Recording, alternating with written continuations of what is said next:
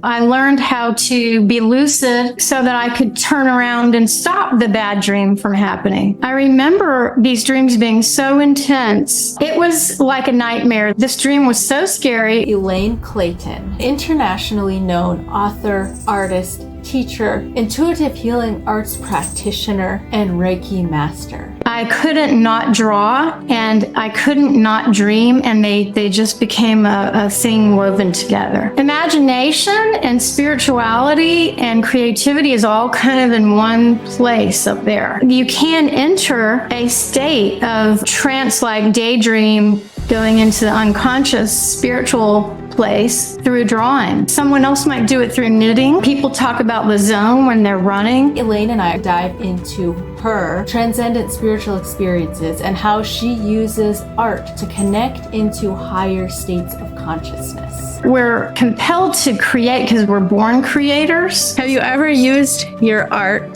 to intentionally manifest or create something in your life? I'll tell you this.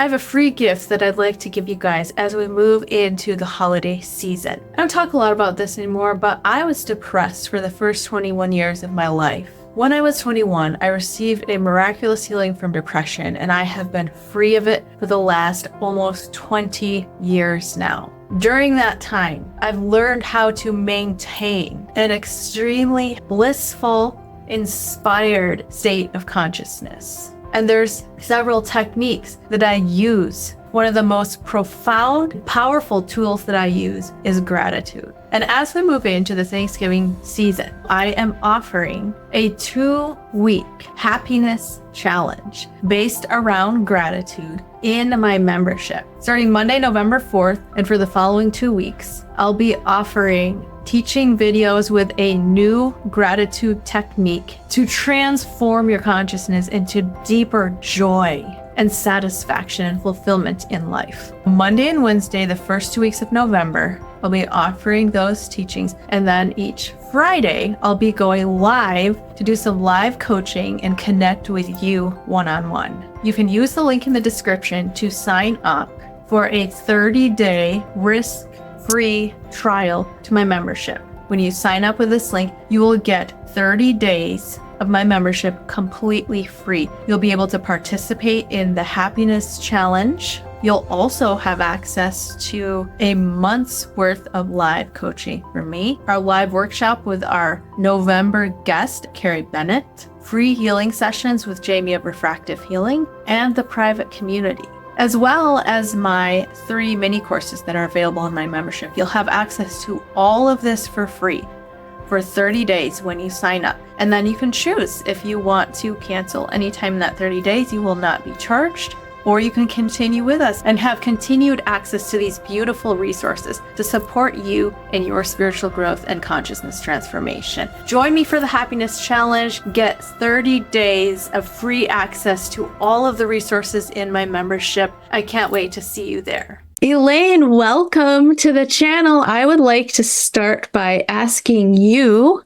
to give us, in a nutshell, who is Elaine Clayton and what do you do? Okay. Well, that's a very sort of cathartic question. Who are we? Who do we think we are? Who do I think I am? I think that actually I'm in a period of deconstructing egoic ideas of who I am. But to a degree, we still have to live and eat and do things. And so I'm an artist, and I'm a mother of 2 sons. I have to put that really first, but I'm an artist and I'm an author. And I did children's books for many years. And then I was always doing for forever, dreams and dream journaling and paintings that were spiritual. And one day, one of the publishers said to me, she worked for Clarion in New York years ago.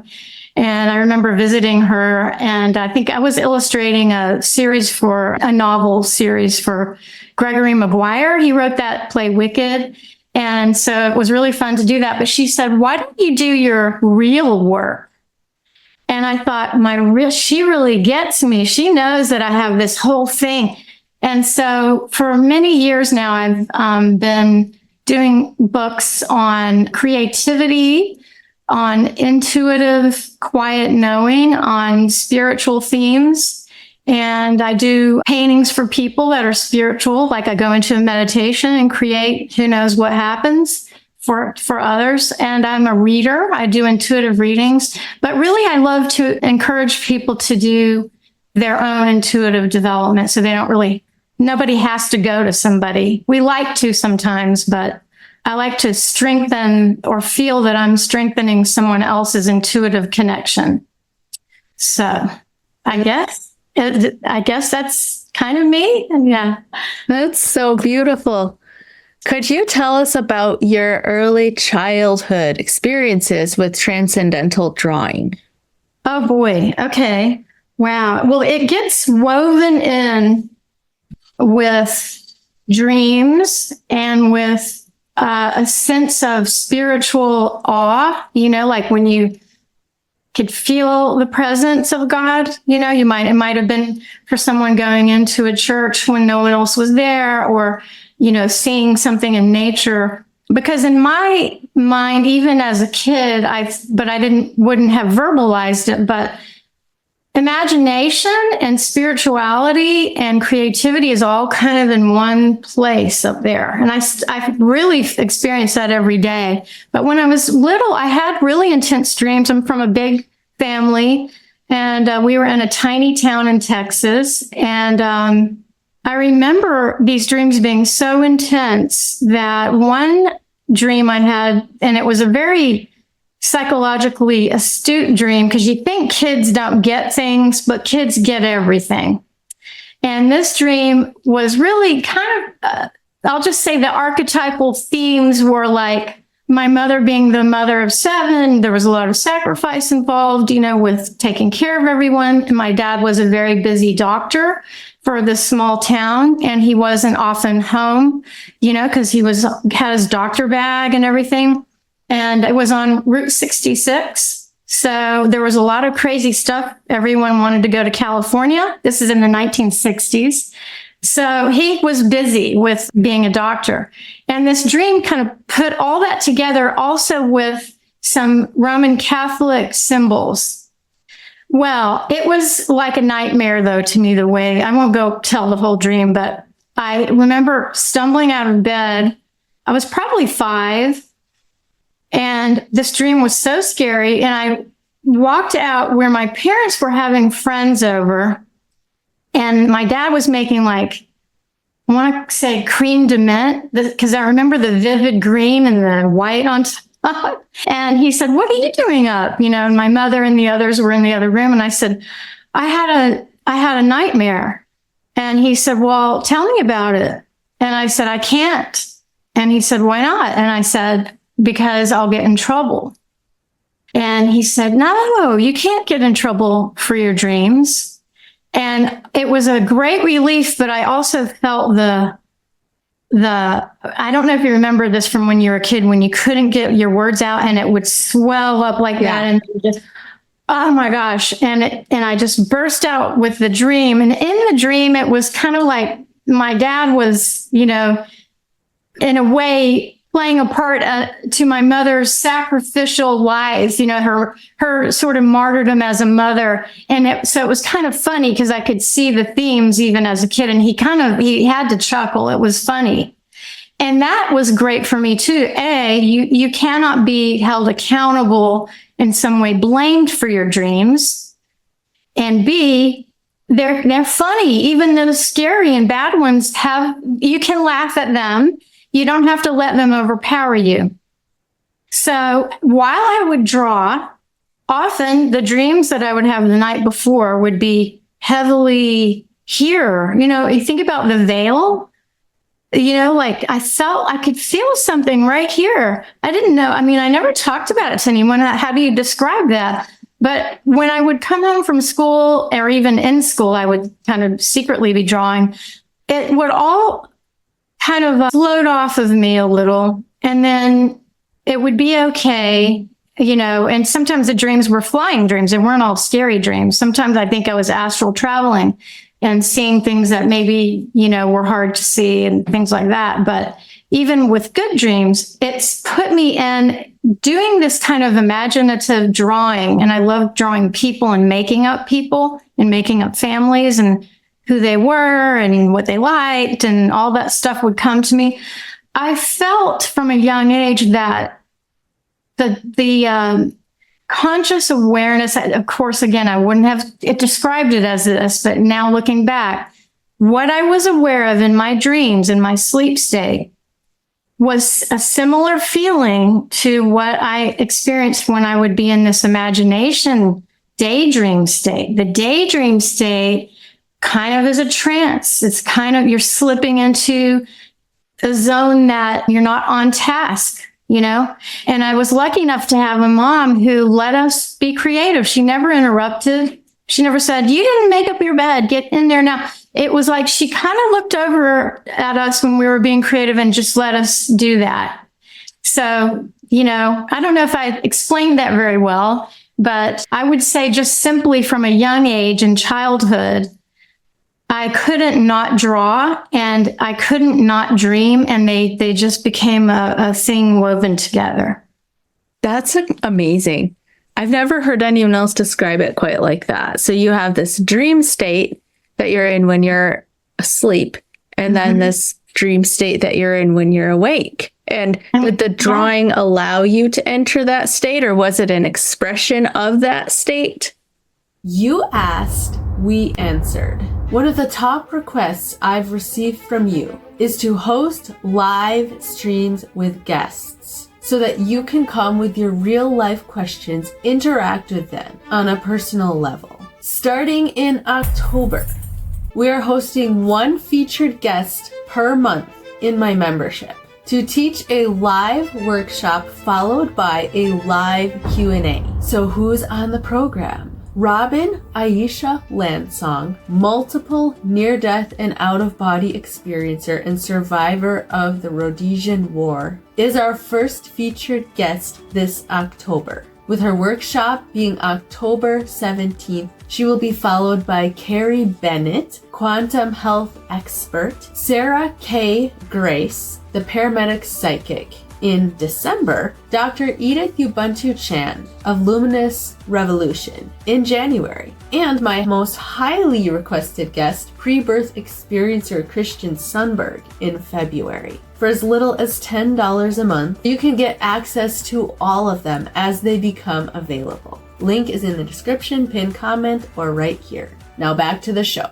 I think that's a really good question, because what I realize is, and you might know it from when your memories of when you would draw or paint when you were young, because remember when we're young, it comes a lot easier. As we get older, we have all kinds of reasons for not getting in that state. We're busy, we don't want to be criticized, etc. But when you focus in, like if you're holding a pencil and you focus, say someone's on the phone and they start what we call doodling. I don't like to call it doodling because I think that it's a profound thing. And I don't know if doodle is a real word.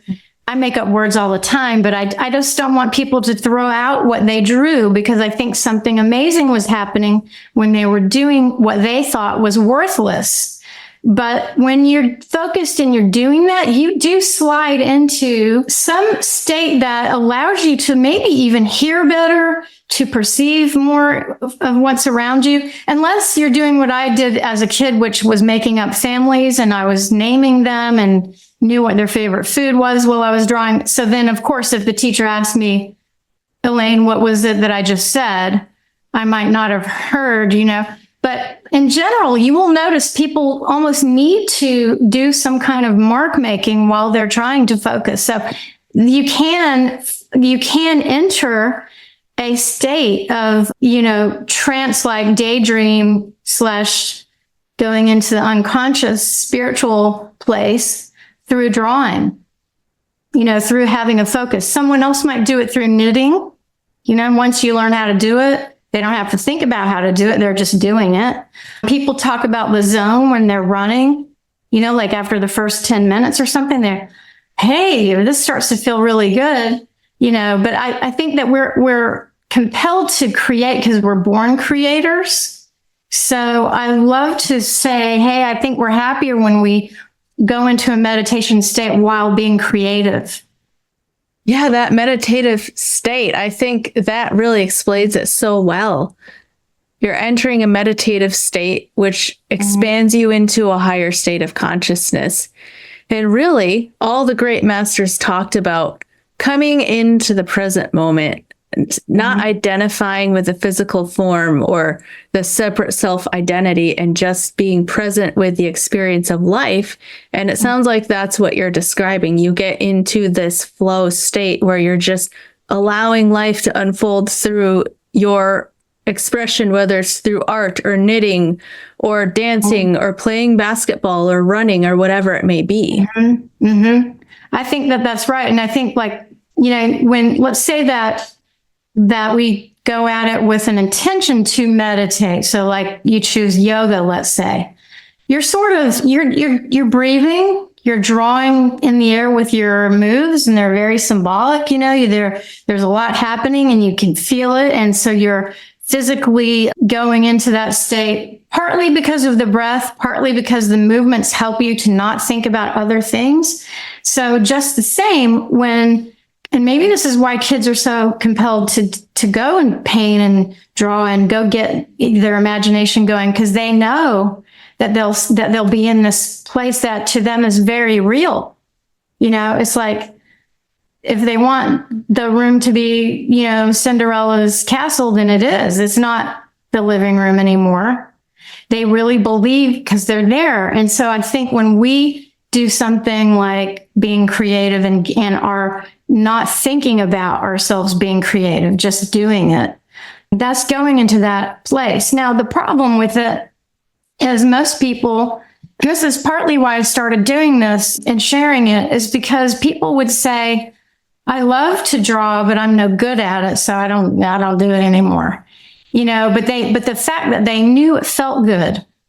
And so like when you're a baby, you're sort of doing that on the high chair surface with food, and then you're drawing on the walls. I don't know if you ever got in trouble for drawing on the walls, if you remember.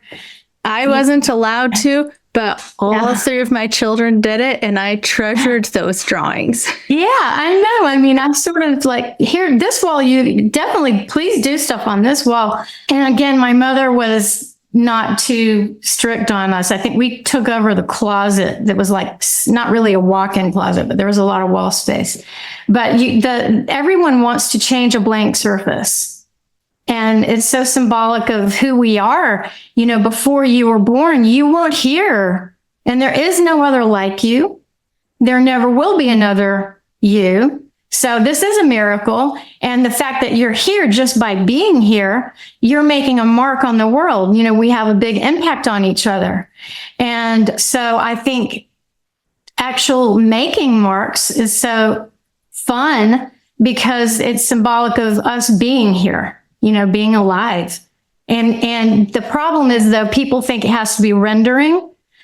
And so like, no. So when I do this drawing with people, teaching people, kids and adults, you close your eyes and you use your non-dominant hand so that you don't get to criticize yourself. You just get to feel how good it feels, and you don't have a lot of control. I'm a right-handed person. So if I'm drawing with my left hand, I can't put my fears into it very easily.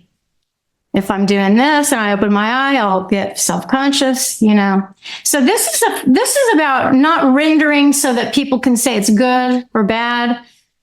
Eventually, if someone draws so freely that when they render, they are lost in that trance zone and they feel so elated, then okay, that's one thing. It's like the knitter, if they already know how, then they're going to be proud of it's sort of a rendering that they're creating because it's a finished product.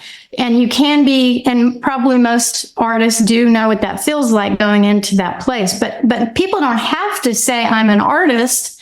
Just make marks and find ways to make marks that let you be free of negative, voices in the head, the inner art critic or the inner editor, so that you can feel how good it feels. One child said, oh, this feels like flying. And I think it does feel like that. Yeah, 100%. And I'm going to come back to that. There's so many directions I want to go with this. I have a question for you. So we're talking about drawing, allowing you to, or any type of creativity, really allowing you to access that flow state. Have you ever experienced a higher state through drawing, like an expanded consciousness experience?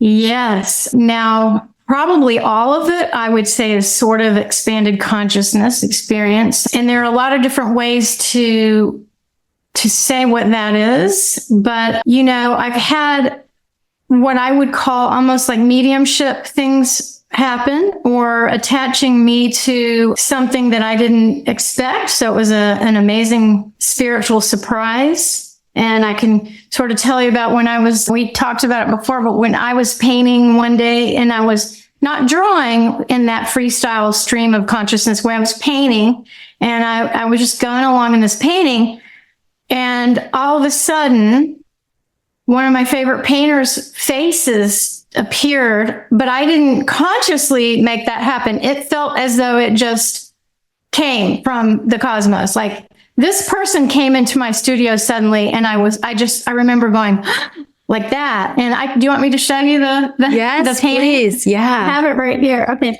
Remember, it's unfinished because I stopped at that point. The only thing I did was added what needed to be. So I was like, this is my mother here.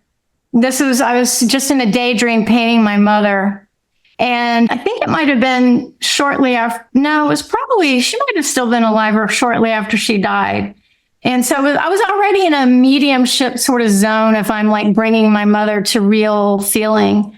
And then all of a sudden, where did he go? He's right here. All of a sudden, I saw who I feel looks just like Marc Chagall. And then, of course, I added a paintbrush there because I thought, I'm not going to touch this painting anymore. Marc Chagall has visited me, and look what was at his chest and everything. I was just totally in a daydream. And then what was wild about that is sometime later, I don't know if it was a year later or what, we were going to have a thing with Marc Chagall's granddaughter, who's also very artistic and does beautiful creations with flowers and, all kinds of flora. And I was so excited. And it was a Shabbat night. So that's a very holy night. And if you know Marc Chagall's art, a lot of it is about the beautiful mystical feelings of the bride at Shabbat, like at sundown, you greet the bride. It's like this very spiritual thing. And he's inspired many people with his paintings in that way. And so I remember first getting ready to go. And I had this white shirt on, and I was just and then it was like I heard this voice say, don't wear that, wear this other thing. And I knew what the voice meant. So I pulled the drawer open and I put this shirt on that I hadn't worn in a long time. And it was kind of off the shoulder slightly. So I wouldn't have worn it, it was like kind of dressy, but it was black and it had a beige kind of collar like that with a bow. And so it was a little more than I would just be kind of simple like I am now. So I was like, I'm wearing that then, because I felt like I was told you should wear that. And I know it sounds kind of crazy, but I just went with the flow. And when I went to the service, it was before the service started, a friend of mine who loves to meditate, she would sort of hold her hands out like this. And she said, somebody's here. And I said, yeah, you know who's here. Marc Chagall, because his granddaughter's coming to this service. And she went, oh, yeah. Well, the service didn't start and it didn't start. So I wandered out and to go to the ladies' room, and in comes his granddaughter, as if we were just supposed to meet like that. And anyway, it was wonderful, her talk and everything. And afterwards she said, and she has a French accent, she said, I must tell you, you were wearing this shirt that was exactly like the ones that were in my grandfather's studio that he would have the models wear when he painted them. And I just couldn't believe it. Wow. So Yeah. So you asked if I had a sort of transcendent, that's one way in which a sort of strong mediumship thing happened. I know it had a few parts to it, but it started when that painting happened.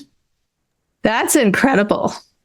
I thought it was, I live for stuff like this, but you can't make things like that happen. You just can't. You can only be open to them, you know? Like, what if I didn't listen and I didn't wear that shirt? I was excited that that the granddaughter was coming, and I don't know. I can't tell you. Well, thank you for sharing that experience. Well, it's a long story, I know, but it's just so amazing. Let's go back to when you were a little girl and you were having these vivid dreams. And then what was that realization for you like at that age when you realized that you could stay connected to that intuitive flow when you were awake? Or was it just something you always did without really thinking about it? I think that I felt it. I remember feeling it, but I will tell you that how it felt as a kid, I felt like, because I also saw auras, but I didn't know there was a name for that. I thought everyone saw that. Just everything glows and everyone has a light and color around them. And so mainly I was just in trouble a lot because I wasn't paying attention. So my experience of being me, I was stubborn enough to stay myself. I didn't drop it. I didn't say, well, you know, okay, I'm going to get in trouble, so I better not do that and just push that away. No, I was still secretly doing drawings, and I would gaze out and see the trees and how they get hazy when the wind blows and all that. I didn't stop being who I am, but there was a conflict there because you have to pay attention. And then later I became a teacher. So I was the one in the position to try to make sure someone heard so they would learn, because, you know, we get to learn how to read and write. We live in a great society that lets us have a voice.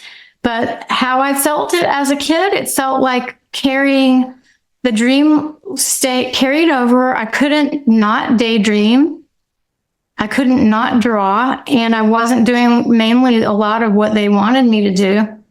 So I did okay, you know, but I mean, it was always almost like I'm reserving just this much for this. And then because my mind's picking up on all these other things, you know. Feeling and the auras, and, you know, so I like to say that for intuitive people, especially when you're looking at children, but adults too, imagine getting all that content, that sort of spiritual, ethereal sensitivity, but you have to also take in the other content.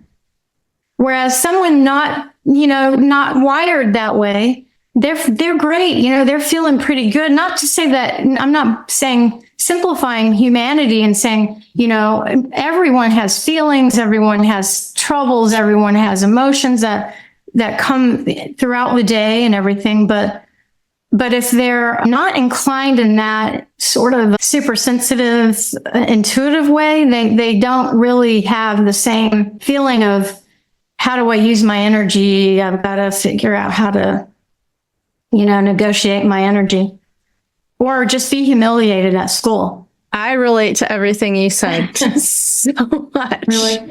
Yes, that's been my life too. I have a very hard time paying attention to the physical plane. Even if I am paying attention, I don't pick up the same details that other people will. Yeah. And I get all of this other energetic information. And it's not like one is right or wrong or better. It's just different.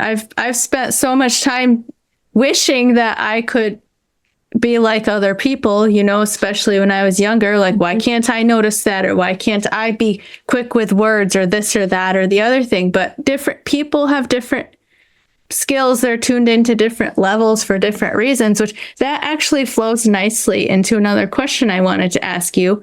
For people who are not as naturally tuned into their intuitive or artistic side, what advice would you give them to help them open that channel up?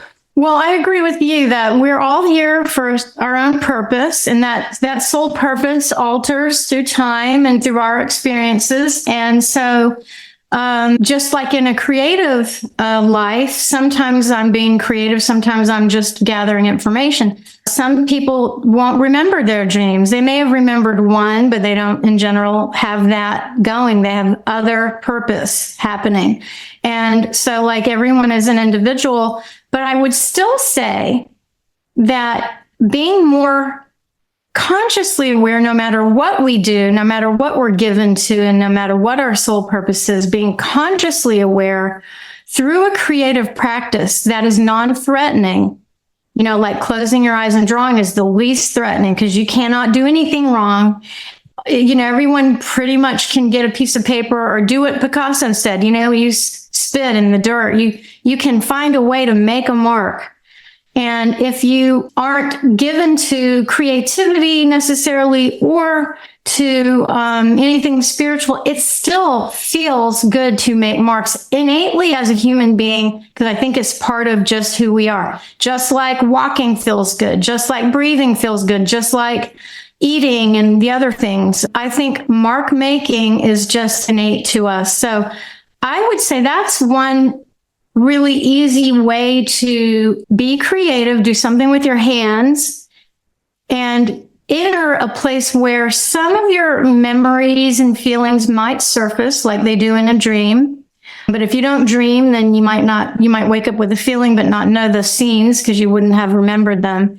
But if you are conscious of your feelings, especially as they have to do with perceptions on what we've already been through, like memories up to now, then I think that being a little aware of that frees us up, because we have so many ideas about ourselves based on what we've gone through, as if the past in a way is still active, as if someone's definition or treatment of us is a definition of us, or as if our own ways in which we're hard on ourselves, in a way that can be destructive, as if those things are real and those things aren't really real. And so I think when we allow ourselves to play a little with even things that we think are hard feelings, hard emotions, I think that creative play, which allows some of this, spiritual, emotional stuff to be in our awareness, I think that only benefits us. Whether you're a surgeon or an athlete,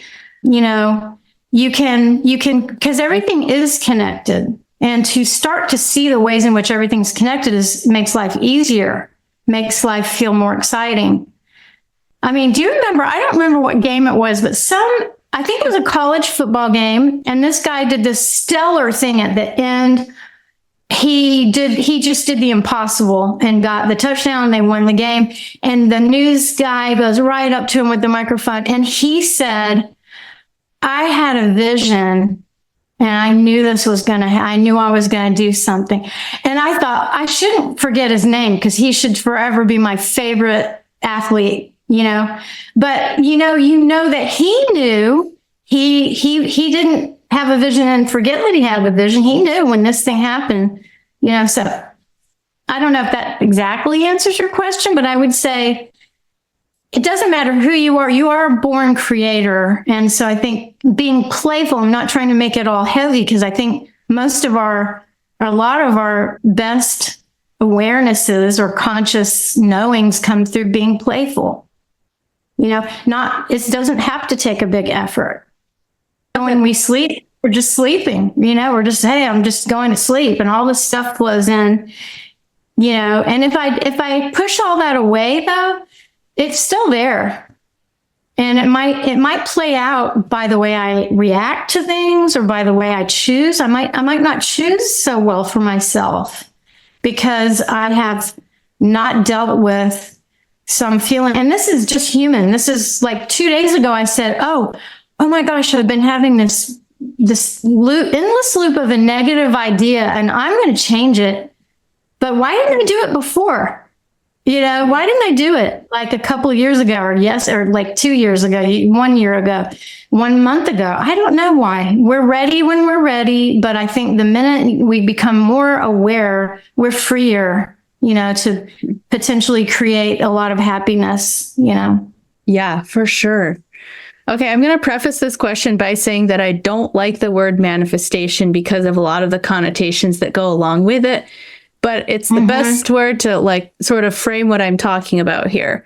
So have you ever used your art to intentionally like manifest or create something in your life? I'll tell you this. So I have the same sensitivity about that word because I feel that, well, I don't like the way it sounds. It's too close to infestation or something. I just never like the sound of it. It is.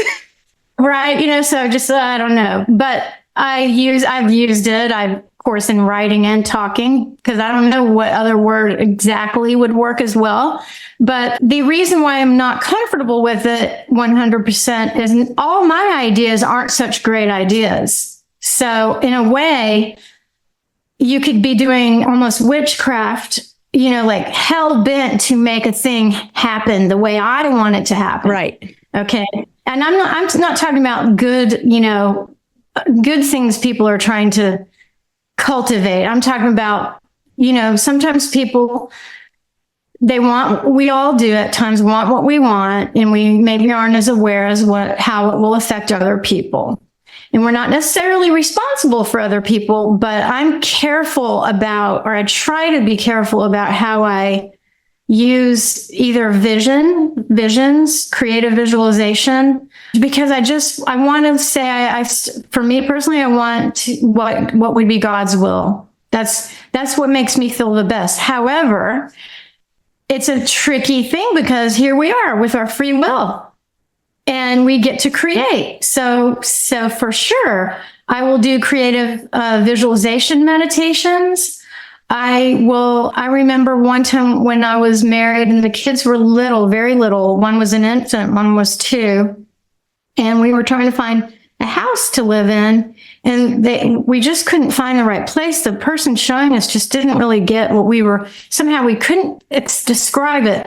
And I went to my dream journal, my sketchbook, and this was sort of a third-eye thing too, because I remember kind of just doing a thing. I wanted a tree with a swing. This is the vibe of it, the feeling. It didn't have to be exactly like it, but the feeling of, a country tree with a swing, and the driveway goes kind of around like that. That's exactly what we ended up with. And I remember because the person I was married to wasn't into all this. And I said, don't you remember how I drew that? And I had that, and he did know, because you couldn't escape. I mean, it was laid out exactly like that. So that was sort of a prayer for my family to find a home. But yet I did say what I wanted. Right? My ideal. So let me just put it this way. If I have an ideal that I'm in touch with, then I think that is a mirror of my own soul. My ideals are my soul energy. And so why not ask for your ideals, right? So yeah, I mean, but do I sit and do I paint instead of painting something that I want to have happen? It's more that I will say to myself, I don't know, I love a certain thing and I don't really see it happening around me right now. So I'll just paint it. I don't have it, so I'll paint it. And then I have it. And so it kind of works in reverse, if that makes sense. And then sometimes I think anything that you really ever wanted, it may come when you don't want it anymore, though. That's kind of funny. Yeah.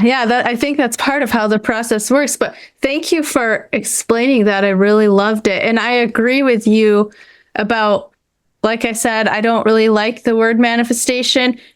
In my own personal spiritual growth, I've gone through phases. So I went through kind of like the victim phase where I felt like life is out to get me and all these bad things are happening. And then I went through the manifestation phase where I kind of had this realization, like, I can manifest and create whatever I want. But then beyond that is the phase that you're talking about, I think, like the flow state where you realize, no, I'm not like a separate self acting, like forcing my will on the universe. Why would I want to do that? What I want is the highest will of God, the highest good to come through me. And going back to something you said earlier in our conversation that I said I was going to come back to, where one of the children that you were helping said it feels like flying. That reminds me like of how I feel when I do these creative visualizations in the mornings. Yes. Like well, whatever you are sort of flying. Yes. In those cases, you're astral projecting. You may not realize it exactly. You're going somewhere with your consciousness, and it's not right where you are usually, right? No, it's definitely not. Yeah. And so it does feel like flying, because in order to get in that place where you can astral, you can feel your body, you can feel yourself leave the heaviness of your body. Let's put it that way. You know how it is, and you are flying. You're lifting out with your consciousness. And I want to say, just before saying more about that, to answer you, let's say, like you said, there was a period where you had felt like a victim, because sometimes we are victimized. It's a hard feeling. And then you went through a manifestation period. Well, like when we're growing, we go through stages of maturation.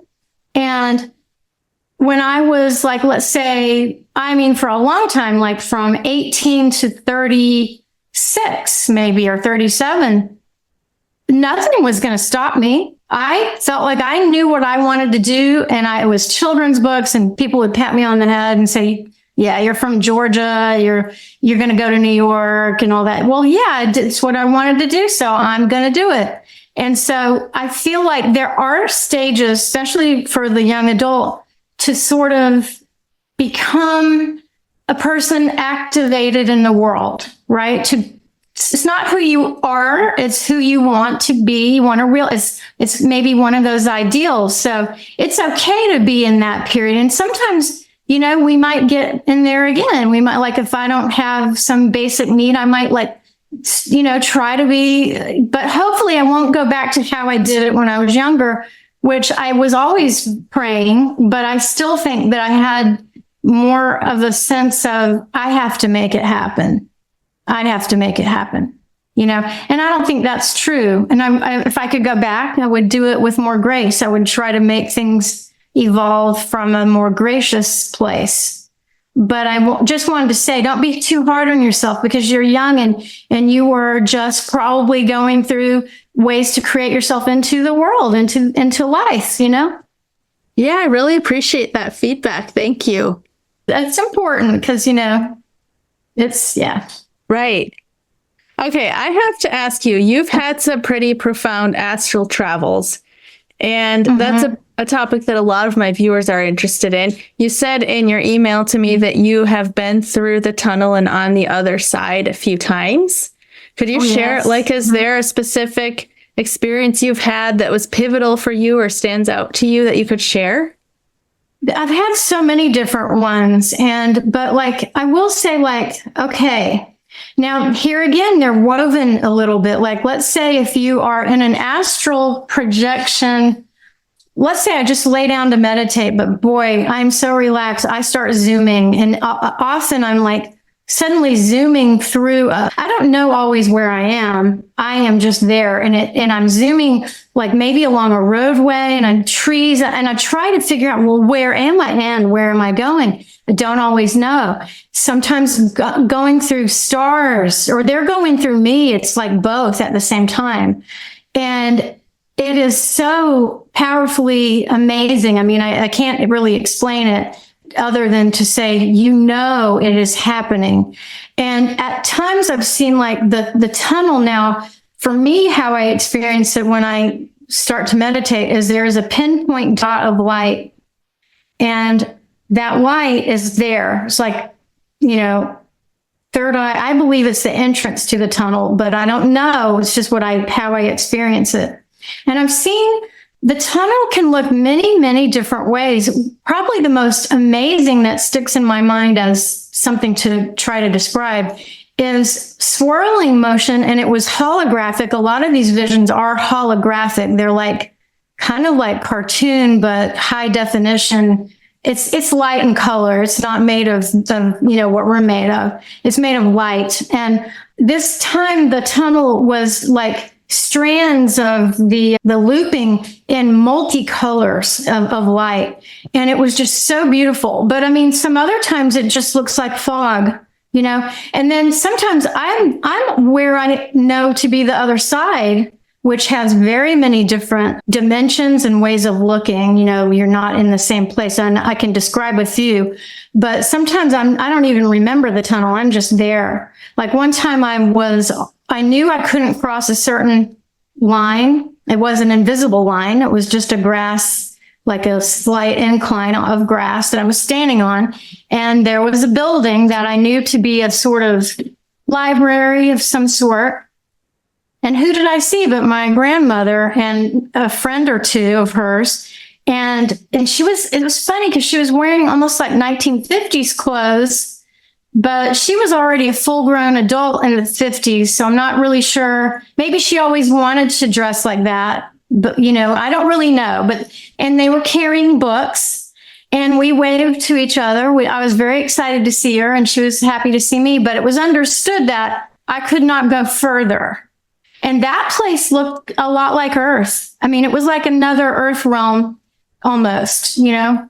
And then another time I stood where I wasn't aware of there being any line at all, but I saw the river of life and I watched as every animal on Earth, and this was totally holographic, every animal went down that river. I saw the whale, I saw the elephant, every animal. You know, so I mean, there are just many different realms of the heaven realm within the heaven realm, you know, and so you don't always necessarily go through a tunnel or remember the tunnel part. That's amazing. Thank you for sharing. And I think anyone could do that. Mm-hmm. I want to, and that's partly why I write down dreams and things, so I have a continuity, so I will remember. And then I will say, like we talked about using your free will. Well, I love, speaking of flying, I love flying dreams. And this is partly how I got into really paying attention to dreams. I grew up with Edgar Cayce books. You know, he was that visionary and he was just so incredible. And he showed me that you could, you know, have to do with your dreams. You could shape your dreams a little. And I was having a recurring nightmare and I decided I liked flying dreams more because I would wake up happy after I was flying around. And so I learned how to be lucid so that I could turn around and stop the bad dream from happening.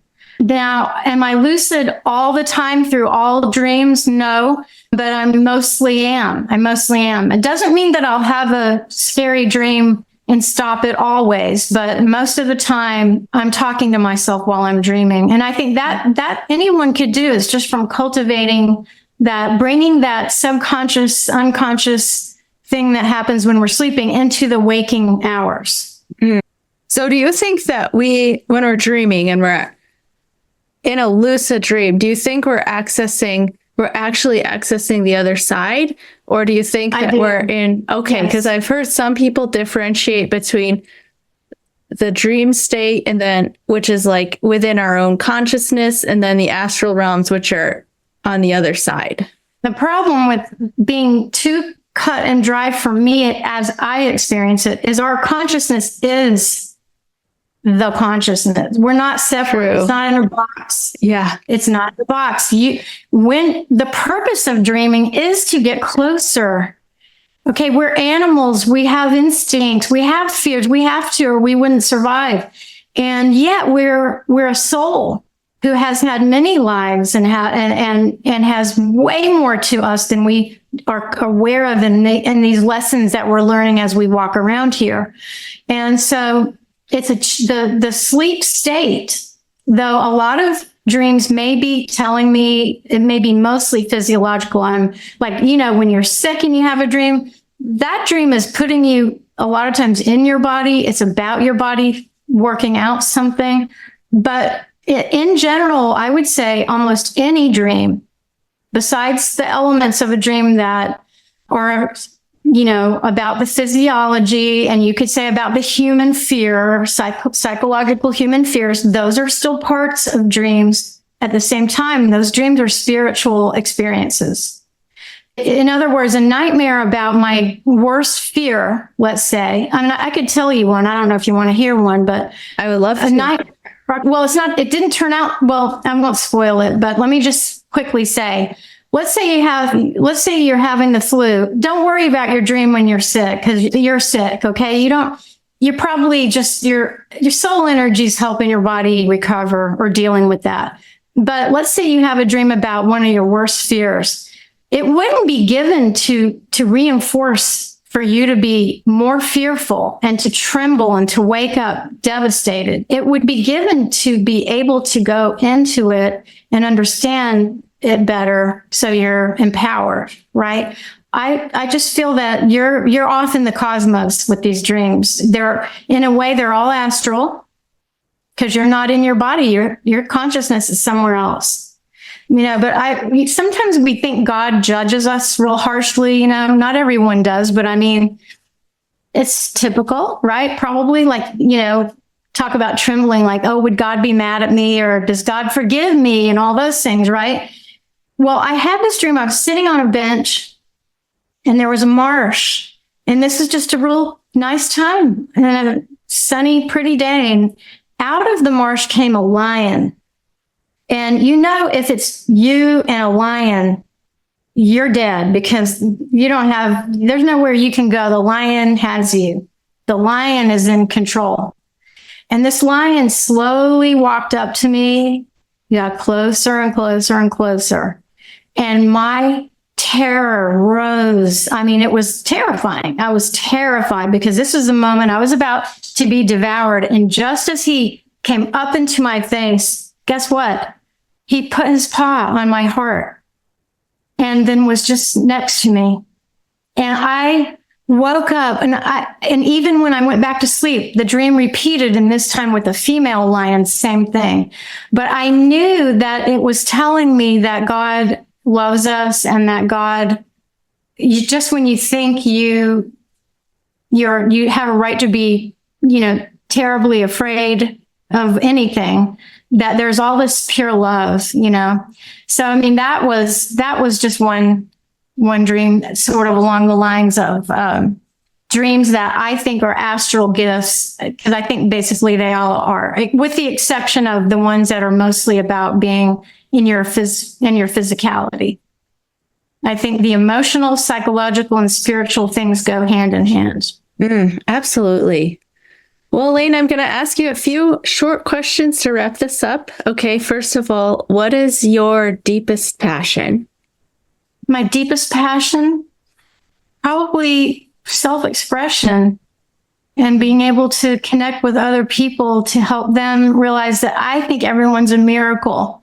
And I'm not perfect, and I probably have made people cry in my life and all those human things. I'm not saying, oh, I'm, so great. I'm just saying, I do feel passionate about about people knowing that they are here uniquely, that they are a miracle, and that their self-expression has an enormous impact on the earth. And so I think that's what I care about the most. That's what I wake up for every day, to create and to hope that in some way, whatever I'm doing does have an effect like that. It absolutely is. What is your highest joy?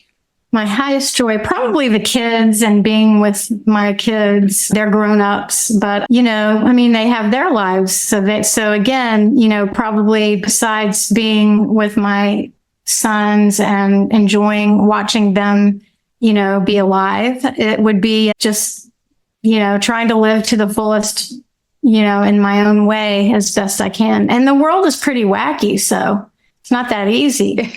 Yeah. And finally, if you could tell the whole world, like every person in the world, one thing, what would it be? If I could tell everyone in the world, I think it would be, you are a one-of-a-kind, eternal gift and miracle. So make your mark, be alive, be thrilled. You're it. If it doesn't get done by you, it doesn't get done.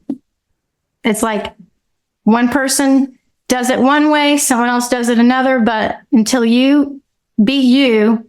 It's really not done through, I don't know how else to say it. Everyone's a miracle. That if you wanted it to be a bumper sticker, I would say you're a miracle.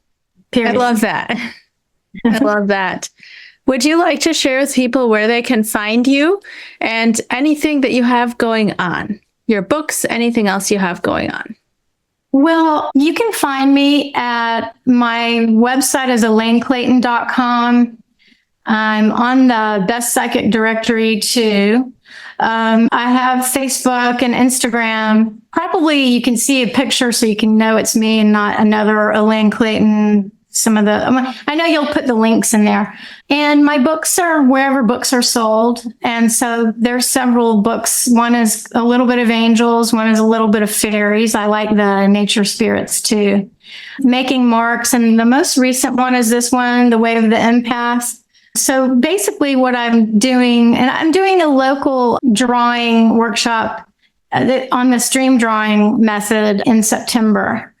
And, I enjoy doing a lot of those, going around and doing those. But yeah, basically I'm really into painting right now. So I've been painting and supposed to have some art. I have art at a gallery in St. Petersburg, Florida, and I'll be going down there. There's one hanging locally here now. So yeah, I'm just sort of in my art groove. Well, thank you so much for sharing with us today. I will have all of your links in the show notes so people can check those out. And again, thank you for being willing to share. I've really enjoyed talking to you. Thank you so much. Thank you. I love listening to your podcast. I think your essence is full of light, and I appreciate what you do for everybody. Thank you so much. Thank you for watching and listening. Your views, likes, comments, and shares truly make the biggest difference in supporting this channel. Don't forget to check the show notes for all the links to today's guest, as well as my links. You'll find me on social media at Love Covered Life, my website, lovecoveredlife.com, and the Be a Guest link for anybody who would like to be a guest on the channel. I have great news. Love Covered Life podcast is coming available on audio podcast. You can find it wherever you listen to your audio podcasts.